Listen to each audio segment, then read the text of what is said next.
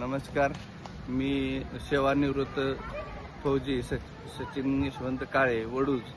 मी ST. Canteen वडूजचं alcohol केंद्र आहे ते सागर मानसिंग कदम यांच्याकडून चालवायला घेतलं होतं सप्टेंबर 2025 मध्ये. नमस्कार. मी एक स्वातंत्र्य सैनिक रिटायर फौजी सचिन यशवंत काळे वडूज एस.टी. कॅन्टीनमधील एस.टी. कॅन्टीन मी सागर मानसिंग कदम यांच्याकडून सप्टेंबर 2024ला भाडे तत्वावरती चालवाय घेतले. म्हणजे तसं लिकीटाकी काय नव्हतं, माणुसकीच्या हे नव्हती, म्हणजे घ्या काय अडचण येणार नाही.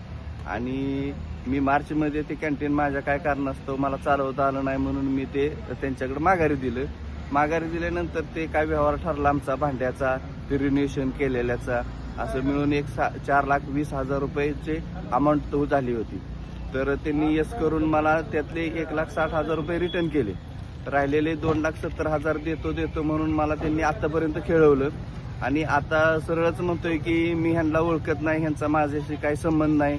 आणि मग मी त्यांना म्हटलं की आमचं सामान द्या. मी फोन केला, फोन उचलत नाही, माझ्या फोनला काही रिप्लाय नाही. आणि सामान आणायला आम्ही आमचं सामान आणायला गेलो तर त्यांनी डायरेक्ट 112वर कॉल करून सांगितलं की माझ्या कॅन्टीनवर दिवसा डावळ्या सकाळी 10 वाजता दरोडा पडलाय म्हणून वडूज पोलीस स्टेशनचे 7-8 कर्मचारी आले तिथं. त्यांनी पाहिलं की काय विषय, काय प्रकार आहे. तर त्या प्रकारात त्यांना निदर्शनास काय झालं नाही, की नॉर्मल आहे, हे कॅन्टीन चालवत होते हे त्यांना पण माहिती होतं. मग त्यांना फोन केला, बाबा असं आहे, काय विषय आहे नेमका, तुम्ही येऊन इथं मत मांडा पोलीस स्टेशनला, सर कंप्लेंट करा. तर ते म्हणला येतो 11 वाजता, येतो 12 वाजता, आलाच नाही. परत 4 वाजता येतो म्हणला, खेळवतोय. परत 4 वाजता आल्यानंतर आपले हांगे साहेब होते, त्या हांगे साहेबांशी चर्चा करताना तो मोबाईल खिशात घेऊन रेकॉर्डिंग चालू ठेवून त्यांच्याशी आरेरावीची भाषा करत त्यांच्यावर माझा केस दाखल करा, ह्यांनी माझ्या ह्याच्यावर दरोडा टाकला आहे, असं केले तसं केले, तुम्हाला केस घ्यावीच लागेल, असे दमदाटी देऊन त्यांना प्रेशरमध्ये आणून केस दाखल करायसाठी मजबूर करत होता.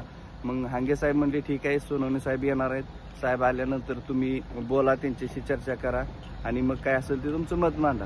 मग सोनवणे साहेब आल्यानंतर त्यांनी तोच प्रकार मोबाईल खिशात ठेवून रेकॉर्डिंग चालू केलं आणि सांगितलं की माझं दरोडा पडलाय, दरोड्याची तक्रार आहे, तुम्हाला घ्यावीच लागेल, असंच आहे, मी ह्यांना ओळखत नाही. मग त्याच्यानंतर सोनवणे साहेबांनी सांगितलं, बाबा तुझं काय असेल ते रिसर कंप्लेंट दे, तुझं काय असेल ते मत मांड. त्यानं मत मांडलं नाही, काय नाही.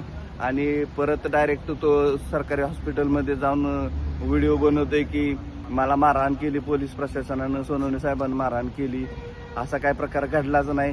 किंवा माझे पैसे बुडवण्याच्या उद्देशाने काय बी खोटं आरोप लावतोय पोलीस प्रशासनाला, तो प्रेशर टाकतोय, मी राजनीतीत राजकारणात ह्यांच्याशी जाईन. त्यांनी बऱ्याच मोठ्या राजनीती मंत्र्यांना फोन करून सांगितलंय की असं झालं तसं झालं. आणि ऍक्च्युली प्रकार तसा काहीच नाही, ह्याला पैसेच बुडवायचे आहेत. आणि ह्यानं असं प्रत्येक जणांना असंच टोप्या घातलेले आहेत, त्यांना असंच त्याचा तो पेशाच आहे की पैसे बुडवायचं. मी एक स्वातंत्र्य सैनिक आहे, मी 18 वर्ष देशाची सेवा करून आलो.